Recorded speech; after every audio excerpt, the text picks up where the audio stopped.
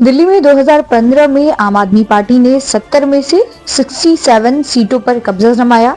वहीं 2020 में 62 सीटें अपने नाम की।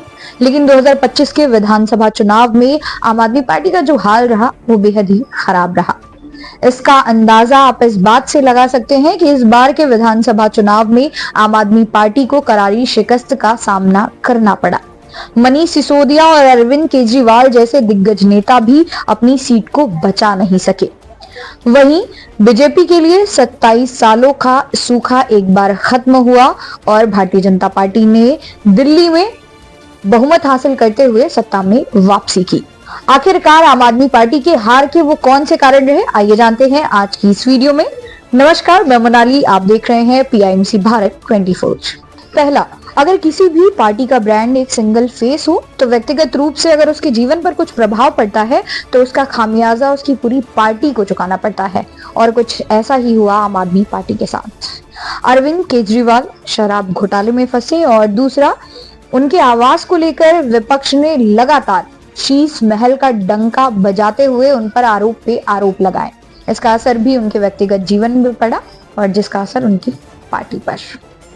दूसरा, अगर आप किसी भी स्टेट में लगातार 10 साल तक रूल कर रहे हैं तो जनता आपसे किसी बड़े बदलाव की अपेक्षा जरूर करती है, जो कि कहीं न कहीं अरविंद केजरीवाल राजधानी दिल्ली में नहीं कर पाए। वहीं दूसरी ओर अगर ध्यान दें तो केंद्र में रहते हुए बीजेपी ने राम मंदिर का मुद्दा न सिर्फ सॉल्व किया बल्कि वहां पर राम मंदिर भी बनवाया। इसके अलावा 370 भी इतिहास के पन्नों में एक बड़े ही बदलाव के रूप में दर्ज हुआ। कुछ ऐसा ही शायद एक्सपेक्ट कर रही थी दिल्ली की जनता दिल्ली के मुख्यमंत्री से, लेकिन रिफ्रेशमेंट नहीं मिला तो दिल्ली की जनता ने भी कुछ और चुना। 2015 में जब अरविंद केजरीवाल आम पोशाक पहने हुए आम जनता के बीच आए तो कहीं ना कहीं आम जनता ने अपने जीवन को उनके जीवन से काफी रिलेट किया। लेकिन बीतते वक्त के साथ उनको लेके जनता की ये सोच थी वो कहीं ना कहीं पूरी तरीके से बदल गई। जेल से बाहर आते ही अरविंद केजरीवाल ने अपने पद से इस्तीफा दिया और आतिशी मार्लेना को मुख्यमंत्री के पद पर तब तक के लिए रखा जब तक कि विधानसभा के चुनाव न हो जाए। भविष्य को लेकर अरविंद केजरीवाल ने किसी भी तरह का कोई बयान नहीं दिया। इसका भी असर आम जनता पर काफी पड़ा और जिसका खामियाजा उन्हें वोटिंग के जरिए खुद पर झेलना पड़ा।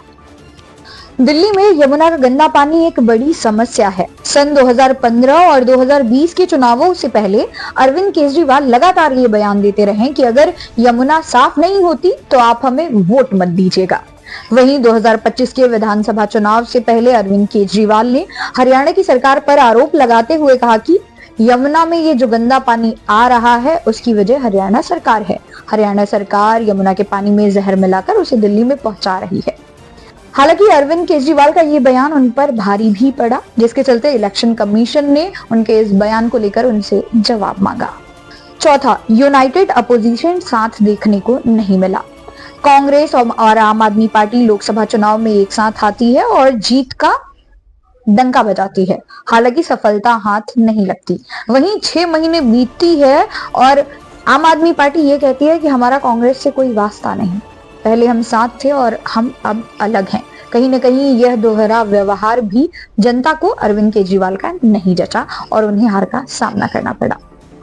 वो लाइन आपने जरूर सुनी होगी कि वादा किया तो निभाना पड़ेगा, लेकिन कहीं ना कहीं दिल्ली की जनता को ये लगा कि जो वायदे मुख्यमंत्री अरविंद केजरीवाल ने उनसे किए वो उन्होंने नहीं निभाया। मध्यम स्तर के लगभग 67% लोग दिल्ली से बिलोंग रखते हैं। उन तक वो सुविधाएं पहुंची ही नहीं जिनकी अपेक्षा वो कर रहे थे।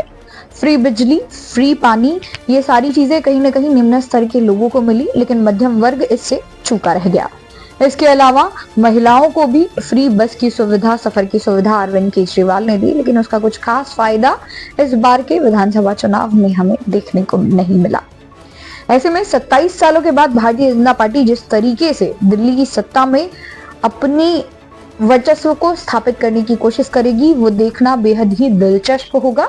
और ये भी दिलचस्प होगा कि अब आम आदमी पार्टी का भविष्य आखिरकार आगे क्या होगा।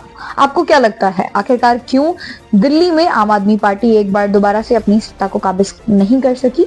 कमेंट बॉक्स में कमेंट करके हम तक जरूर पहुंचाएं।